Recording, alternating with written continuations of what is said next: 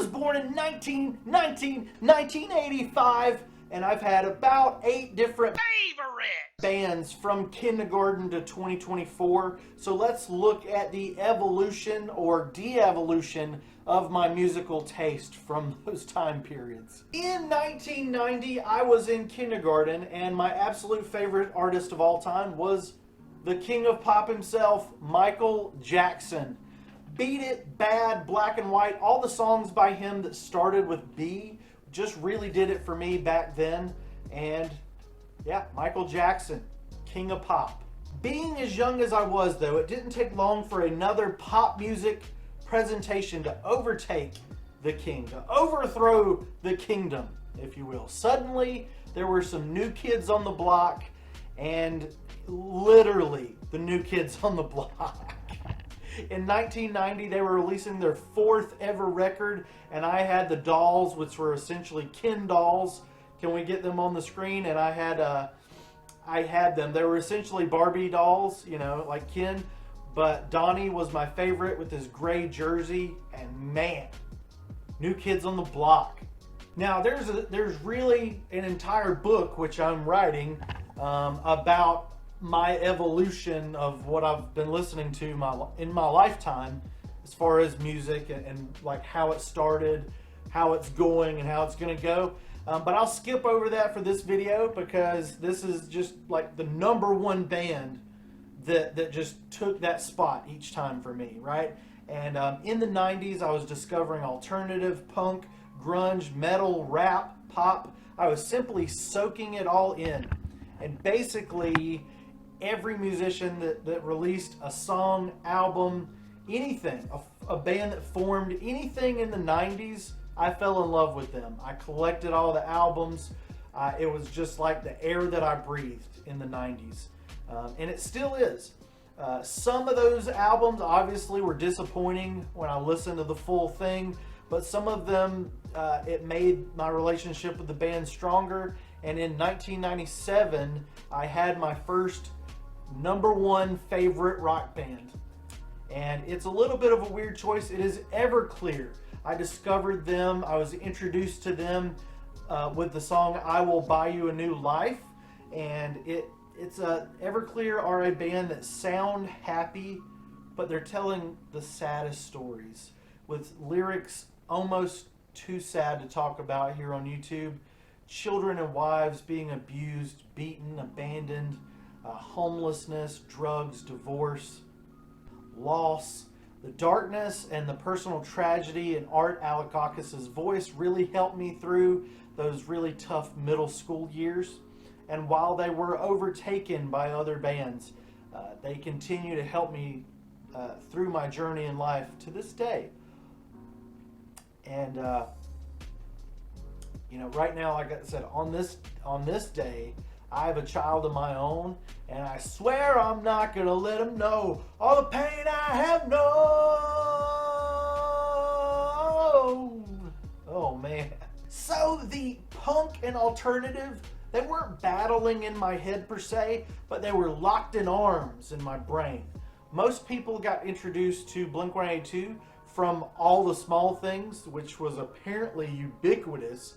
But for me, and in my locale, like that song is okay, but I heard What's My Age Again, and that's the song that changed my relationship with Blink-182.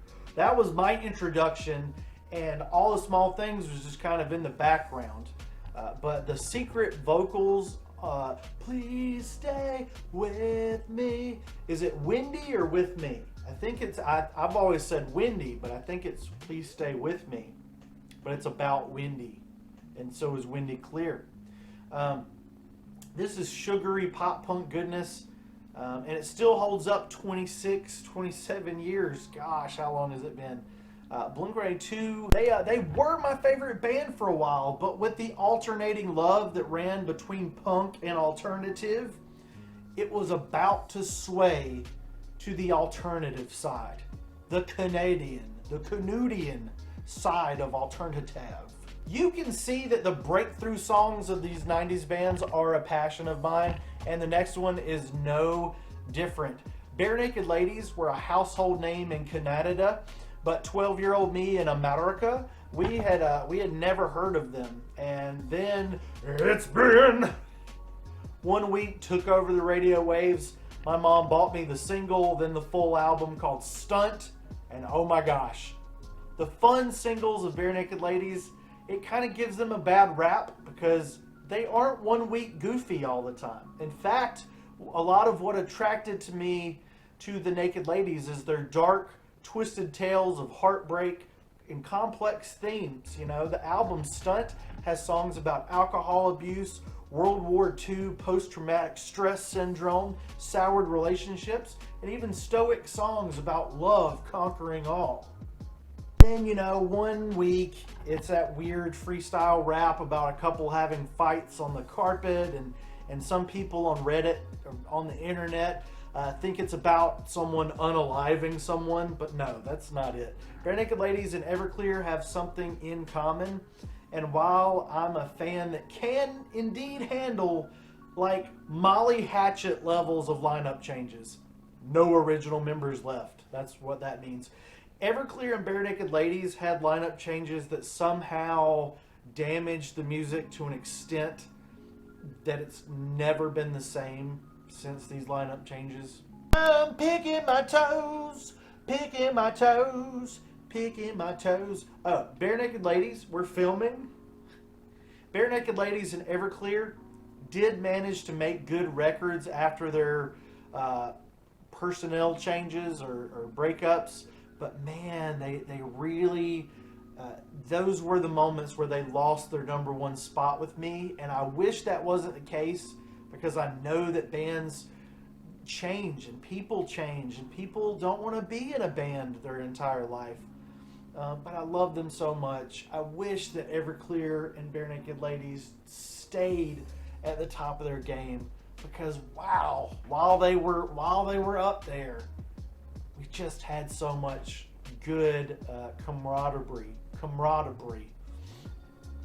And taking things in another direction, the next one now in 2023, soon to be 2024, next one feels a little bit silly, but in 1998, it was a different world. And Kid Rock was different. He was a different person. He exploded with the non sequitur Ba with the Ba, with Joe C by his side. Man, I wish we got a Joe C solo record. And he was in The Simpsons, and every song he released sounded different. And listening to him while playing FX Zero on the N64 was just the height of life. Independence Day, still on repeat. Blair Witch, Final Destination, some smelly slime in my room. Life was weird. Puberty was probably still affecting my brain a little bit. And Kid Rock was saying way more cuss words. Closet almost fell on me. Than any of the other music that I was listening to at the time. The next two artists are interesting in that I knew of them before I really got into them. When I was a little kid, I heard Red Hot Chili Peppers on the radio, Under the Bridge and Give It Away, particularly Give It Away. I heard that a lot growing up. Those are just part of everyday life growing up in the early 90s. But when Red Hot Chili Peppers reinvented themselves while I was devouring up all the 90s alternative and punk and rap and pop and country that I could get my hands on, Californication, it came out and it was just the greatest album I had ever heard in 1999, I'm telling you. Those beautiful months of 1999. Church youth trips, man, it was just, my gosh, I'm nostalgic for this shit. Easily one of the greatest songs ever recorded, I'm telling you. He shot and shot at a rose from a throat. So fuck. I didn't collect Michael Jackson albums or New Kids on the Block albums, but of these other bands, I collected everything. I went back and bought all the old Chili Peppers records, and I tried really hard to love them. But Californication alone was enough to make Anthony Flea and the Gang my all-time favorite band in 1999. I tried really hard to like those old albums, guys, but oh man. By the 2000s, I had a vast, sweeping knowledge of all things music with a listening master's degree in alternative and a doctorate degree. You can tell by the way I speak goods that I have a doctorate degree in punk rock. I was gorging myself on the stuff because virtually every song, album, artist, anything that came out was just a 10 out of 10. And Green Day had just been a mega discovery for me. The legend goes that on the way to middle school, oh hey, me and my mom heard Good Riddance come on the radio, and we really both just fell in love with it. She ordered the Nimrod CD from one of those scammy 1,000 CDs for 1 penny catalogs, and my ears were changed forever in my playroom alone with my little blue boombox in the floor. Good Riddance had prepared me for something else. It hadn't prepared me for Nice Guys Finish Last all the way through to Prosthetic Head for the rest of the album. A bait and switch where the switch was better than the bait. I had heard some Dookie songs in elementary school. I saw some classmates wearing Green Day t-shirts. They were stellar. And they were just blowing away. They were quickly catching up with Blink-182, Kid Rock, Bare Naked Ladies. In this new millennium, they were kind of reaching a tie in perfection, all these different artists. I didn't really know the turmoil that Green Day were going through that was going to affect their next album release. I didn't know it would affect the course of the world in general. So Nimrod was amazing.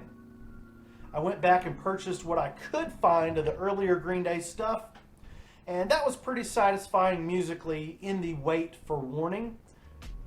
Purchasing Warning was one of the first records that I ran out and bought pretty fast.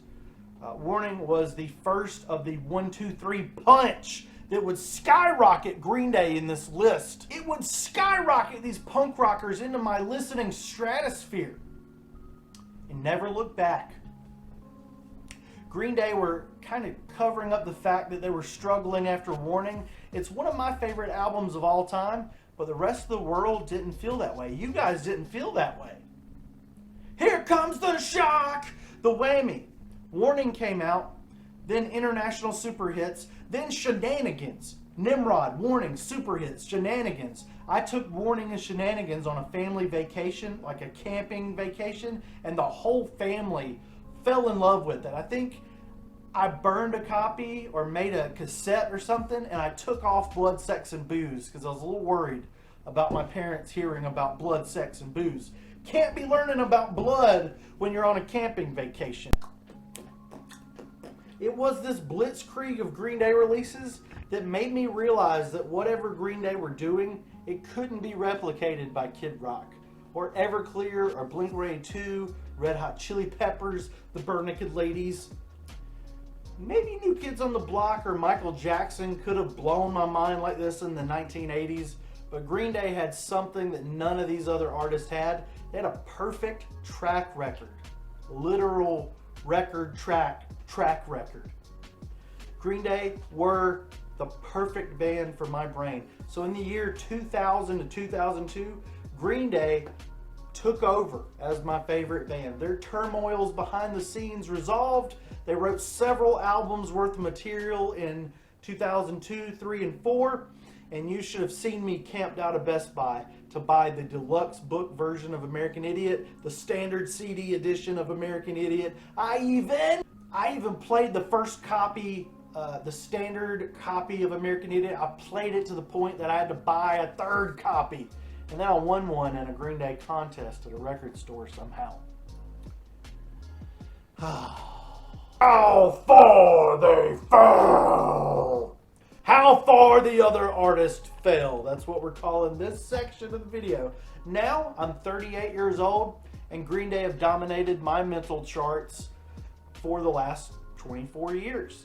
They've never disappointed me. The world's reception of some of their albums have broken my heart. I wanted them to dominate in 2012 with the trilogy. I wanted them to do so again in 2020 with Father of All ... but the world had other ideas. But Green Day have never put out a bad song. They've never put out a bad album or a single bad note, in my opinion. Even Hoshinka is pretty good. These other artists are still in my rotation, but my kindergarten favorites of Michael Jackson and New Kids on the Block have faded away a bit. I still revisit them from time to time, particularly Michael Jackson. But let's take a look at the numbers, where these guys sit in my ranking system here on the channel. Everclear were my favorite band back in the day. Now they are my 22nd favorite band, in large part due to the quality drop after the rhythm section walked out on a troubled Art Alex Akis. His name's really hard to say. Number 1 down to 22. Still really high up, right? Now we got Blink-182. They are now my 10th favorite band, with parts of their Neighborhood album and their latest album, One More Time, kind of holding them back from being 7th or 8th or 9th up the list. So they're still pretty way up there on my list. Green Day, Blink-182, those are some awesome bands. Bare Naked Ladies had a particularly bad fall from grace, all the way down to number 48, as they took a quality nosedive, starting with 2023's album, with the flag on the front of it. They just put up their white flag on that one. And then they did a Christmas album. They did a children's album. They did a bunch of albums, and Stephen Page exited the band. I always try to keep things... what was I saying there? I do definitely keep up with everything that the Bare Naked Ladies do. I try to keep up with every artist, every song ever. But with Ed Robertson in command, he's not really in command. It's like 4 solo artists kind of writing snoozy, boring pop songs that occasionally rise to goodness, but not greatness. I hate to poop on such a wonderful group of guys. They are my 48th favorite band of all time, so that's really good. I've got a list of my favorite 230 artists. So 48 is not bad, but when you were number 1, it's been rough. That's a little rough. Sorry, Bare Naked Ladies. Do better. Now, Kid Rock dropped from number 1 down to number 15. And for me, I've kept it strictly about the music. And Rebel Soul was just a nightmare for my ears. It had a few good songs on it, but it's my least favorite Kid Rock album. But with all the Kid Rock antics outside of the music, they haven't diminished what he's done for pop music and its landscape. And for me, I really enjoy a large portion of his music. And if we're talking strictly music-wise, only Rebel Soul and Green Day's super duper whopper music has knocked Kid Rock out of the adults table back over into the kids section. Red Hot Chili Peppers are unique in this list. After Californication, I collected all of their albums. I listened to everything, past, present, and future. Their catalog previous to Californication, not my thing. It's just complete garbage, guys. I know some people feel the opposite way. But my Chihuahua buddy down here, he makes better music than that first record. Number are these suckers, these Shirtless Wonders. These Shirtless Wonders are still my 37th favorite band, and I feel like they really need to be higher on my list. But please keep Mother's Milk and all those dirty pile of garbage noise albums away from me. Give me the new. I think Californication to everything after is perfect. So I love them from 99 to present, but 99 backwards, oh, God, disgusting. Green Day on the other hand, they're perfect. everything they do is perfect. If Billy, Mike, and Trey, or even Jason White, Al Sabronte, Chris Dugan, even the Raj that was in Green Day, if Bill, I got to look at my notes here. Sorry guys, I never look at my notes. Even if, I got to read this, Billy's dog sitters, cousins, brothers, wives, nephews, ex-lawyer walks by a studio that a band is recording in, that band is going to make a perfect record. I don't know what Billy, Mike, and Trey are doing, but they're doing it right. I want them to continue doing it forever now.